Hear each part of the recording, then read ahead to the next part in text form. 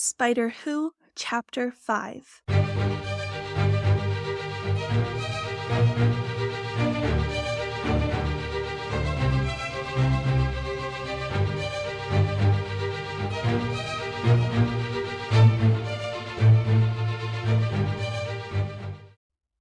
Like a finely sprung coil that was triggered to snap and release, the tension in his chest eased as Tony finally breathed a sigh of relief. He had Peter, safe, in his arms. He had waited until the red-headed girl had closed the hinges to her apartment door before he had finally turned to the door right next to it. To think, Peter had been missing in the apartment next door this entire time. It would have been funny in its irony if Tony and May hadn't been so worried about him. Adjusting his hold on the teenage superhero, Tony walked up to the Parkers' door and somehow managed to open it on his own with his arms full. He entered the apartment without any preamble, and May Parker was just as he had left her, pacing and biting her thumbnail in her acute anxiety. But that stopped as soon as she noticed Tony standing in the open doorway, with the spider-clad superhero draped over his shoulder. "Oh, thank God!" May exclaimed, stepping forward immediately, as though she intended to steal Peter right out from Tony's arms and into her own. "Careful," Tony warned as he retreated back a step. The warning in his gaze combined with his words effectively cautioning May to pause.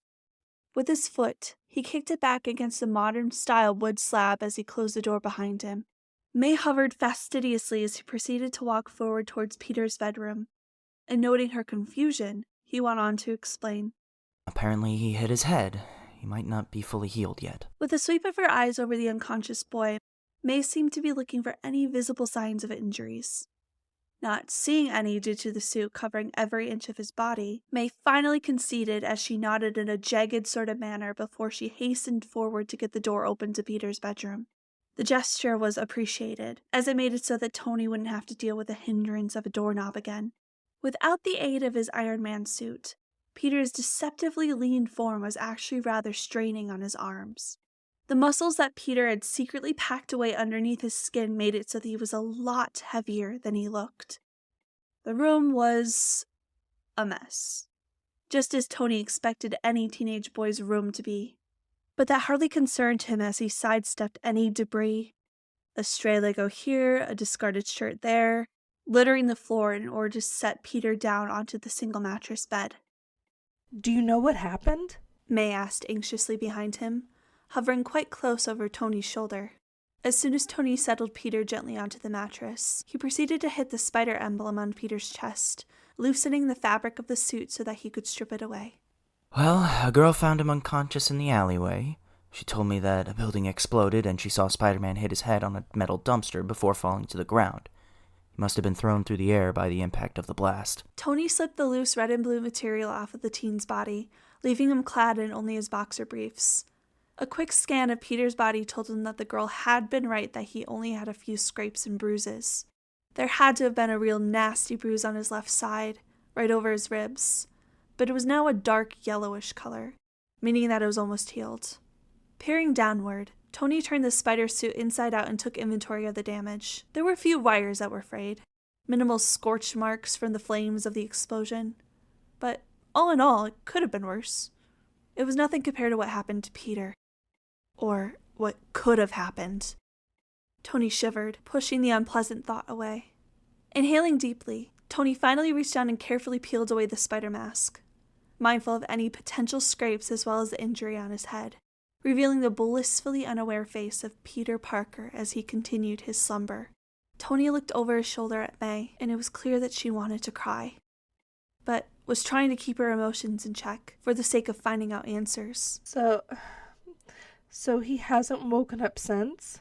There was real fear underneath that genuine concern. She was afraid that he was in some sort of coma, or that there was more of an underlying issue that they should be concerned about regarding Peter's health.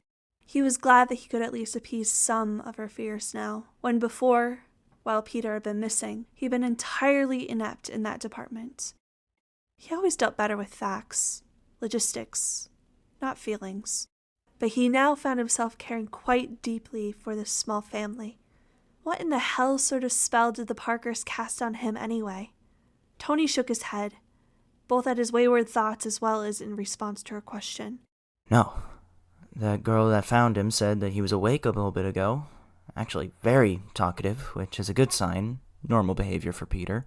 It was a terrible attempt at directing the conversation towards a lighter tone, and it was clear how immediate he was in his failure at the attempt when May seemed so wholly unaffected by it. Her brows furrowed in confusion as a frown marred her lips. Then why didn't he come home, or at the very least call? He had to know we have been worried about him. Sighing, Tony ran a tired hand down his face. This was going to be difficult for him to say. Well, the girl said that, he has amnesia, May. It took a second for his words to process with her, and he could tell the exact moment that they had. May's eyes widened as she just stared at him as though he had grown two heads. When she finally moved, it was to pull out the desk chair in front of Peter's clunky, outdated computer so that she could fall into it. Bending over her lap, she rested her head in her open palms, looking thoroughly exhausted. Amnesia? Tony nodded, even though she wasn't even looking remotely in his direction. Yes, but the girl also said that the memories were starting to come back to him. Tony tried his best to reassure. It's his super healing ability at work. She even said that he remembers bits and pieces of me, so it won't be too long before he regains all of his memories. What would take the average person months or even years to remember will only take Peter a couple of weeks at most. May finally lifted her head, her face set fresh with a whole new series of worries. So, this girl, the one who found him, we have to worry about her knowing his secret identity, don't we? Relief swelled in his chest as he thought of yet another opportunity to sway her fears. Tony shook his head as he smiled slightly at the integrity of the red-headed girl who had saved and protected the identity of his spider-powered people. She said that it didn't feel right to take the mask off when Peter was so helpless. He could have been found by someone a lot worse. We're lucky he didn't. May nodded, her face finally melted with unspoken relief. I'm just glad he's all right. Yeah. Tony agreed in a soft tone, his head turning without his permission as he looked down at Peter, masked emotion swimming in his eyes. He'll be all right. He's strong. As he said the words aloud, it felt as though he were also convincing himself of that fact. It also helped to ease the last bit of niggling worry that was stubbornly holding its grasp on his heart. Swallowing, he turned to May then and held out his hand to her. After only a moment of hesitation, she took it and used the connection to help her to her feet and off of the swiveling computer chair. Let him rest. His mind, and body, for that matter, needs it. He led her to the door with his hand guiding her while resting on the small of her back. May followed, but looked back at her nephew as though she were reluctant to leave him, even for a single second. Tony smiled. It was clear to anyone with eyes that May was a good aunt. But you could also see how imperative it was that she got a much-needed heavy dose of distraction right then. Besides, you look like you could use a strong cup of coffee. May looked at him then, and finally flashed the slightest of smiles. It just barely reached her eyes. I think I'm gonna need something a lot stronger than coffee. Tony nodded. This he could work with. Closing the bedroom door behind him, he led them both to the kitchen. Irish coffee it is.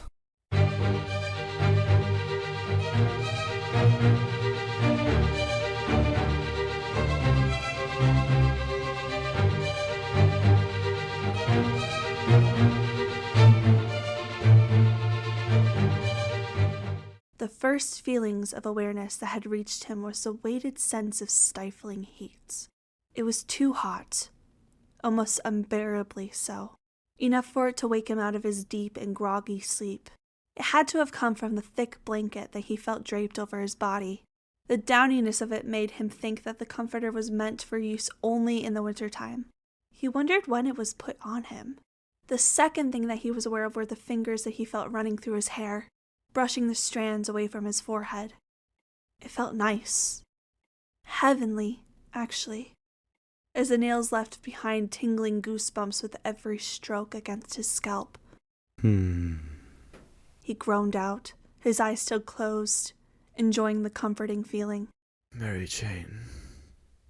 The fingers paused, And Peter didn't even have the chance to mourn the loss of the massaging digits before a voice rang out, interrupting his half-sleep. Who's Mary Jane? His eyes snapped open wide. It wasn't a voice that he was familiar with. Only, at the same time, it was familiar. Whipping his gaze sideways, he was met with the curious brown eyes of a middle-aged woman. She had long brown hair which was parted down the middle and pinned up by a large hair clip. A shed of ice-cold water felt as though it was plunged into his veins. He could feel the blood drain from his face as the warm, pleasant mood he had been experiencing upon wakefulness was replaced with full-blown panic. Shooting up from his prone position on the bed, he jumped back as he instinctively latched himself onto the wall, cornering himself protectively, just as the spider would. Who are you? He exclaimed as he bored fiery holes into the strange woman's face. Where's Mary Jane? Chest heaving, he started to hyperventilate as his erratic eyes took in his surroundings. It wasn't the room that he had fallen asleep in, and Mary Jane was nowhere in sight. Whipping his accusing yet painstakingly fearful gaze back at the woman, he demanded in what he hoped was an authoritative voice. Where even are we?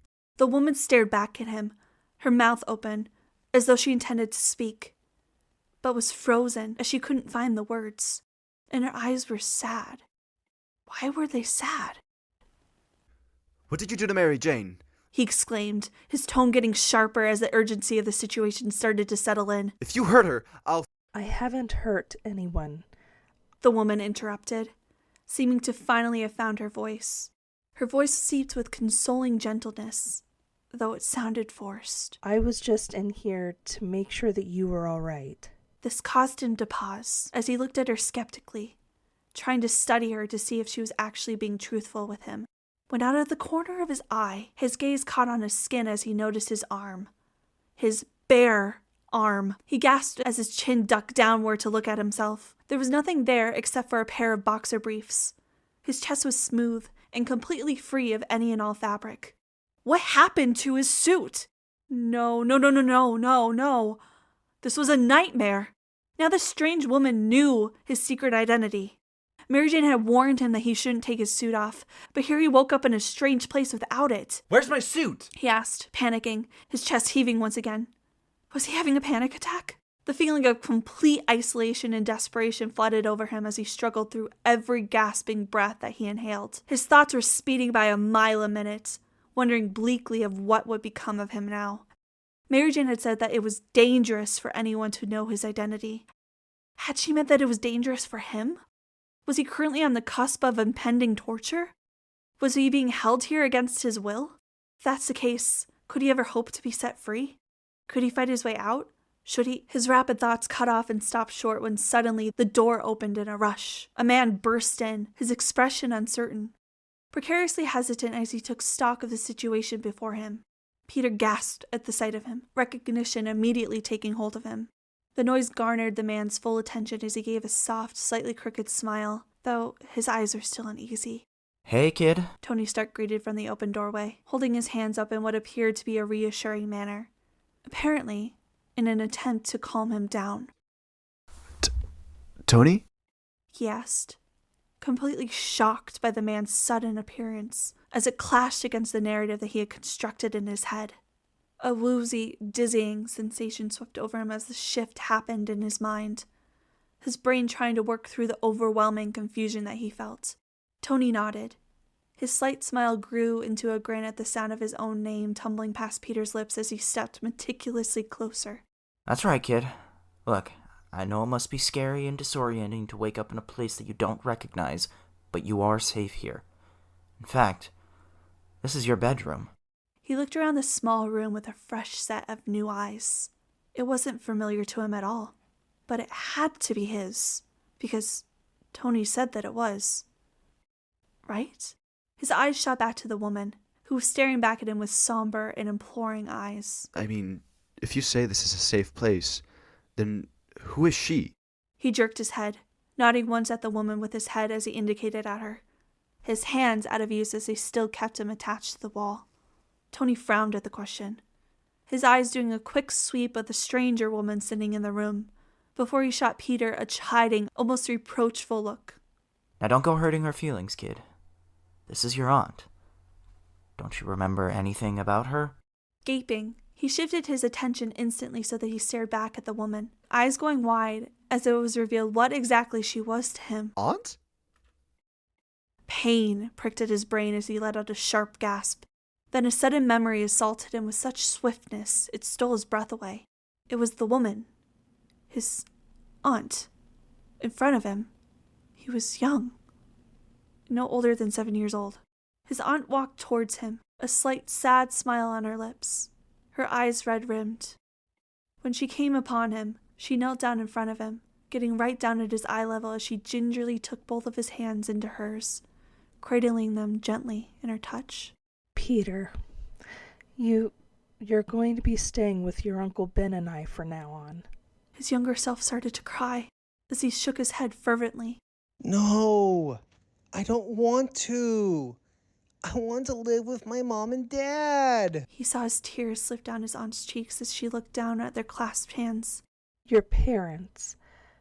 Peter, they loved you so very much, but they are in a better place now, a place they can't come back from. He started to cry even harder, not wanting to believe it. I know it's hard. His aunt continued, her voice seeping with pure compassion as she did her best to comfort him. And I know that your Uncle Ben and I can't ever replace your mom and dad, but we are going to love you just as much as they did. In fact, we already do. As though you are our own son. We love you, Peter. Jolting back from the memory, awareness came back to him. Just like the others, it had been so vivid as it played in his mind. It was then that he realized that tears had leaked out from his eyes and onto his cheeks, staining them with heat and redness as he was brought back to the present. Aunt May? He asked, his voice small and broken, as he looked at the woman before him who had practically raised him. A relieved and shaky smile came to Aunt May's tear-stained face. You remember me? He nodded and let himself slide slowly down his position on the wall, landing softly on the mattress. I remembered the day you told me that I was going to live with you and Uncle Ben. Lifting his hand, he brought it up and rubbed at his head, as though he were trying to command more memories to come back to him. When nothing further happened, he looked back up at the two adults who were silently willing him to say more with their eyes. My name is Peter, isn't it? Aunt May grinned and nodded excessively, choosing to stand, and went to sit next to him as she grabbed his hands in both of hers. Yes, Peter, that's your name. Thank God it's starting to come back to you. I was starting to worry that you wouldn't remember anything at all. She let go of his hands and pulled him into her arms, squeezing him tight against her. Peter followed willingly enough, even though he hardly knew much about the woman who was holding him, but it still felt nice to be cared for in this very confusing time. My parents are dead, aren't they? He asked suddenly, his voice emotionless. Aunt May froze as his tactless remark registered with her. Yes. Her answer sounded so simple, but held within it a voiceless heavy weight. Peter swallowed, his Adam's apple bobbing in a jerking movement. How? Aunt May pressed him further against her, running her fingers through his hair once again. The touch was less of a comfort this time. It was a plane crash. Peter nodded, not really knowing what to feel. If anything, he felt terrible for not remembering anything about the two people who had created him. And Uncle Ben? Peter asked, his voice quiet. Where's he? Aunt May stiffened, and Peter knew that he had his answer. It's just us then? Peter asked, before she was forced to say anything further to him that brought up painful memories for her. Aunt May nodded against him, the movement causing her head to hit against his own. Tony chose that moment to clear his throat. Look, I may not be family, but the two of you aren't alone. Peter peeked over at the man before him, somehow knowing that it was uncomfortable for Tony to reveal so much about his feelings. And it meant all the more to Peter knowing that Tony only did so because he cared about them. So Peter smiled at Tony, a closed-mouthed one that let the man know that he understood, and felt the same way. At the look, Tony's entire body seemed to soften as he returned the same smile back at Peter. And at that moment, he knew with certainty that everything was going to be okay. Peter backed away from Aunt May's embrace then, looking down at his hands with a thoughtful expression. I know that this isn't going to be easy, with my memory on the fritz for a while, and I'm sorry for how I acted when I first woke up, May. But I'm really going to be needing your help for a while. May nodded excessively. Her hand went up to brush back his hair. You can take all the time you need, sweetheart. We'll be there for you every step of the way.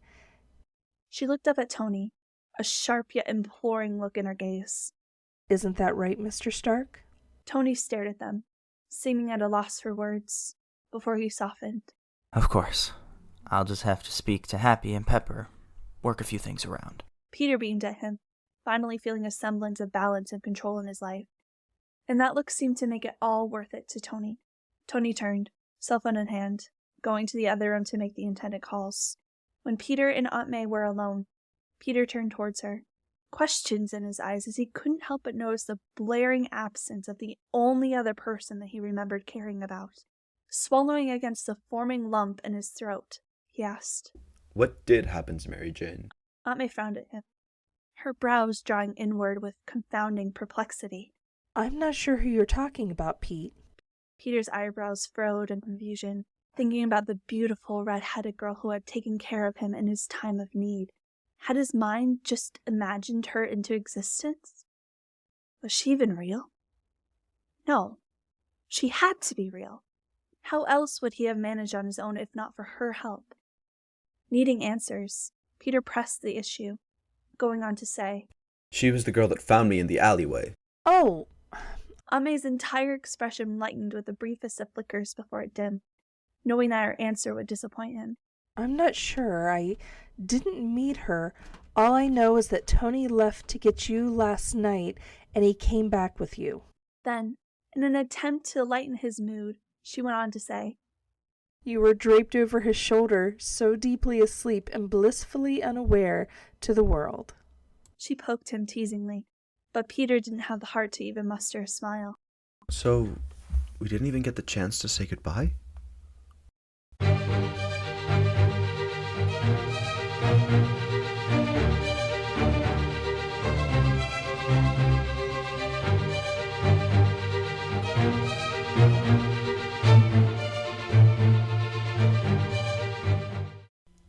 Fucking Spider-Man. Flint Marco muttered, seething under his breath as he lay down on his cot in his jail cell next to some hotshot named Mac Gargan. Flint was royally pissed. And when he wasn't feeling pissed, he was downright terrified of the big man coming after him. After Spider-Man had swung off the night before, leaving them webbed to all surfaces inside of the van, they had waited for Tony Stark's men, or robots, to come collect them for the Avengers prison. Only, they hadn't shown up. Instead, the cops had been the ones to show up. There has to be some mistake. Flint had yelled as the police cuffed him. Tony Stark is supposed to be coming for us to take us to the Avengers prison. Sure. One of the cops said, his voice thick with sarcasm, as he pushed Flint's head down to get him in the back of the cruiser. And I've got a secret love child with a Hulk. Now he was a sitting duck in this jail cell, waiting for the big man to arrive to make him a dead duck. I hear you on that one. Mac Gargan commented from over on his own bed. Even though any idiot would be able to tell that Marco's words weren't meant to be commented on from the fucking peanut gallery. Still, Gargan babbled on, proving his lack of tact, as well as his stupidity. The dumbest wall crawler is the reason I'm here in the first place. Flint grunted, turning on his cot so his back was to his cellmate. No one cares, Gargan. Mac let out an annoying sound, before continuing to talk anyway. You know, the Vulture is here in this joint as well. Again, with the not caring. Flint hissed, his fists clenching in his annoyance. The desire to punch something was suddenly strong within him, and if Gargan wasn't careful, it was bound to be his face that would become Flint's punching bag.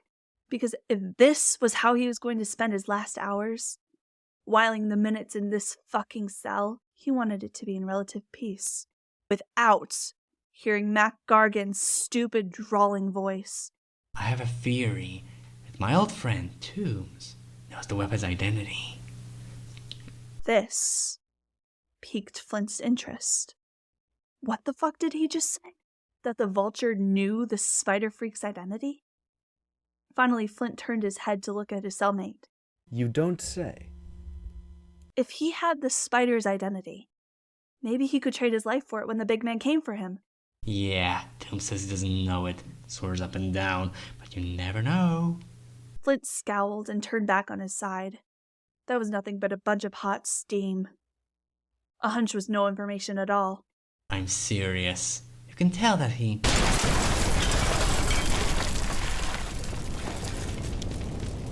The men cried out as the explosion blasted the wall out, both cowering and covering their heads.